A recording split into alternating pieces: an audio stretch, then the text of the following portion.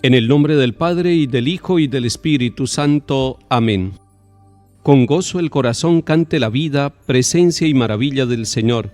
De luz y de color bella armonía, sinfónica cadencia de su amor. Palabra esplendorosa de su verbo, cascada luminosa de verdad, que fluye en todo ser que en él fue hecho, imagen de su ser y de su amor. La fe cante al Señor y su alabanza, palabra mensajera del amor, responda con ternura su llamada, en himno agradecido a su gran don. Dejemos que su amor nos llene el alma en íntimo diálogo con Dios, en puras claridades cara a cara, bañadas por los rayos de su sol. Al Padre subirá nuestra alabanza, por Cristo nuestro vivo intercesor, en alas de su Espíritu que inflama en todo corazón su gran amor. Amén. Lectura del libro de Josué, capítulo 3. En aquellos días el Señor dijo a Josué: Hoy empezaré a engrandecerte ante todo Israel, para que vean que estoy contigo, como estuve con Moisés. Tú ordena a los sacerdotes, portadores del arca de la alianza, que cuando lleguen a la orilla se detengan en el Jordán. Josué dijo a los israelitas: Acérquense aquí a escuchar las palabras del Señor su Dios. Así conocerán que un Dios vivo está en medio de ustedes, y que va a expulsar ante ustedes a los cananeos. Miren, el arca de la alianza del dueño de toda la tierra va a pasar el Jordán delante de ustedes. Y cuando los pies de los sacerdotes que llevan el arca de la alianza del dueño de toda la tierra pisen el Jordán, la corriente del Jordán se cortará. El agua que viene de arriba se detendrá formando un embalse. Cuando la gente levantó el campamento para pasar el Jordán, los sacerdotes que llevaban el arca de la alianza caminaron delante de la gente. Y al llegar al Jordán, en cuanto mojaron los pies en el agua, el Jordán va hasta los bordes todo el tiempo de la siega, el agua que venía de arriba se detuvo, creció formando un embalse que llegaba muy lejos, hasta Adám, un pueblo cerca de Sartán, y el agua que bajaba al mar del desierto, el mar muerto, se cortó del todo. La gente pasó frente a Jericó. Los sacerdotes que llevaban el arca de la alianza del Señor estaban quietos en el cauce seco, firmes en medio del Jordán, mientras Israel iba pasando por el cauce seco hasta que acabaron de pasar todos. Palabra de Dios. Te alabamos, Señor. Hemos comenzado hoy la lectura del libro de Josué, pero no estamos leyendo desde el capítulo 1, estamos leyendo el capítulo 3. Sin embargo, es muy importante que recordemos qué contienen los dos capítulos anteriores. El capítulo 1 es la llamada que el Señor le hace a Josué. Después de la muerte de Moisés, siervo del Señor, dijo el Señor a Josué, hijo de Nun, ministro de Moisés: Moisés mi siervo ha muerto. Ahora levántate y pasa el Jordán con todo este pueblo, para ir al país que yo voy a darles. Además, después de elegirlo y de anunciarle la misión que tiene respecto al pueblo de Israel para que llegue a la tierra prometida conducida por él, Josué recibe en este capítulo 1 palabras de ánimo de parte de Dios como estas: Tú ten mucho ánimo y sé valiente para cumplir todo lo que te mandó mi siervo Moisés. No te desvíes ni a izquierda ni a derecha.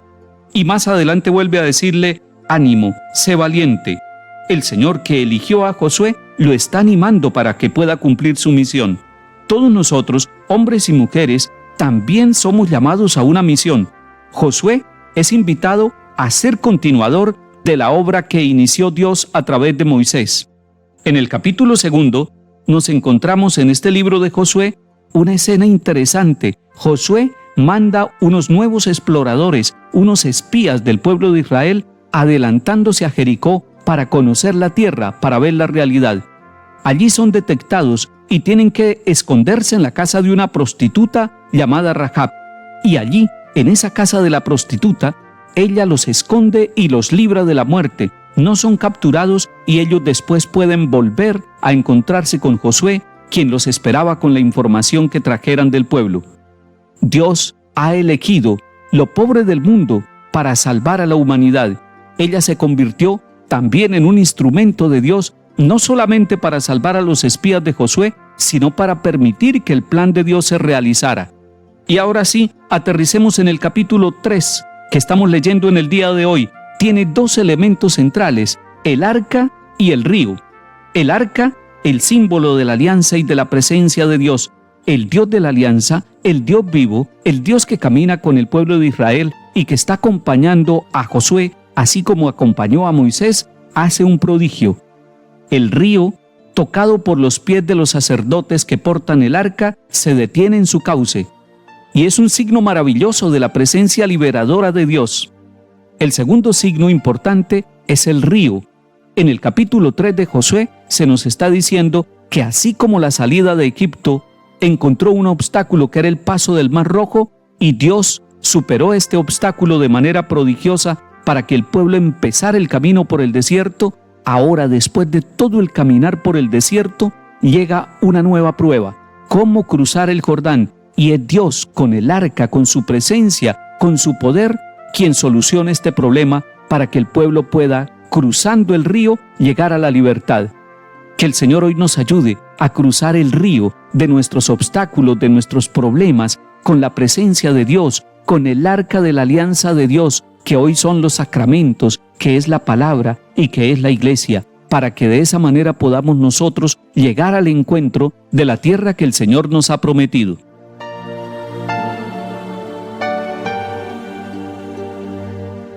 Salmo 113. Cuando Israel salió de Egipto, los hijos de Jacob de un pueblo balbuciente. Judá fue su santuario, Israel fue su dominio.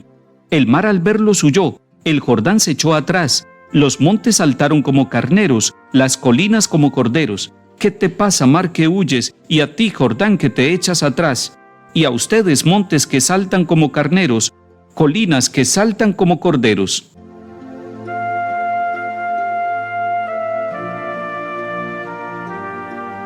Lectura del Santo Evangelio según San Mateo, capítulo 18. En aquel tiempo se adelantó Pedro y preguntó a Jesús: Señor, si mi hermano me ofende, ¿cuántas veces lo tengo que perdonar? ¿Hasta 7 veces? Jesús le contesta: No te digo hasta 7 veces, sino hasta 70 veces 7. Y a propósito de esto, el reino de los cielos se parece a un rey que quiso ajustar las cuentas con sus empleados. Al empezar a ajustarlas, le presentaron a uno que debía 10,000 talentos. Como no tenía con qué pagar, el Señor mandó que lo vendieran a él con su mujer y sus hijos y todas sus posesiones, y que pagara así.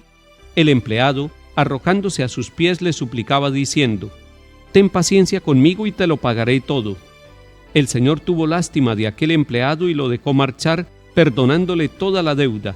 Pero al salir el empleado aquel encontró a uno de sus compañeros que le debía 100 denarios y agarrándolo lo estrangulaba diciendo: Págame lo que me debes. El compañero, arrojándose a sus pies, le rogaba diciendo: Ten paciencia conmigo y te lo pagaré. Pero él se negó y fue y lo metió en la cárcel hasta que pagara lo que debía. Sus compañeros, al ver lo ocurrido, quedaron consternados y fueron a contarle a su señor todo lo sucedido. Entonces el Señor lo llamó y le dijo: Siervo malvado, toda aquella deuda te la perdoné porque me lo pediste. ¿No debías tú también tener compasión de tu compañero como yo tuve compasión de ti? Y el Señor, indignado, lo entregó a los verdugos hasta que pagara toda la deuda. Lo mismo hará con ustedes mi Padre del cielo si cada cual no perdona de corazón a su hermano. Cuando acabó Jesús estas palabras, partió de Galilea y vino a la región de Judea, al otro lado del Jordán. Palabra del Señor. Gloria a ti, Señor Jesús. Jesús enseña a sus discípulos, a cada uno de nosotros, a perdonar. Perdonar no es un tema que se estudia.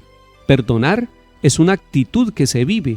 Por eso cuando Pedro le pregunta a Jesús: ¿cuántas veces tengo que perdonar a mi hermano si me ofende? Jesús le dice: hasta 70 veces 7. Y no como Pedro diría, 7 veces.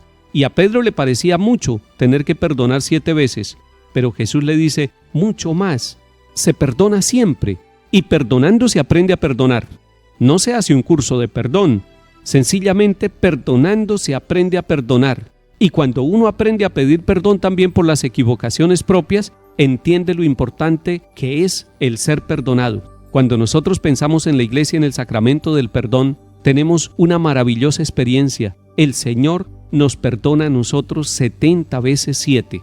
Él nos ha perdonado una y otra vez de ese mismo pecado que hemos confesado o de muchos pecados que hemos confesado en la vida. Y Él sabe que nosotros necesitamos el perdón. y el perdón le da al que perdona una alegría especial en su corazón porque acaba con todo resentimiento, pero al que es perdonado también porque le quita la culpa, esa culpabilidad de haberse equivocado.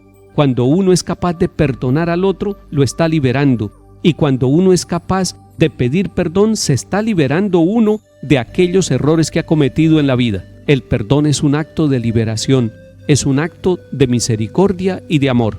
Hoy perdone y dedíquese a perdonar toda la vida. No piense que hay pecados o fallas que usted no puede perdonar. Somos hijos del Dios del perdón y Él perdona 70 veces 7, incluso los pecados más graves que usted y yo hayamos cometido en la vida. Que el Señor nos bendiga y acompañe en el nombre del Padre, y del Hijo, y del Espíritu Santo. Amén.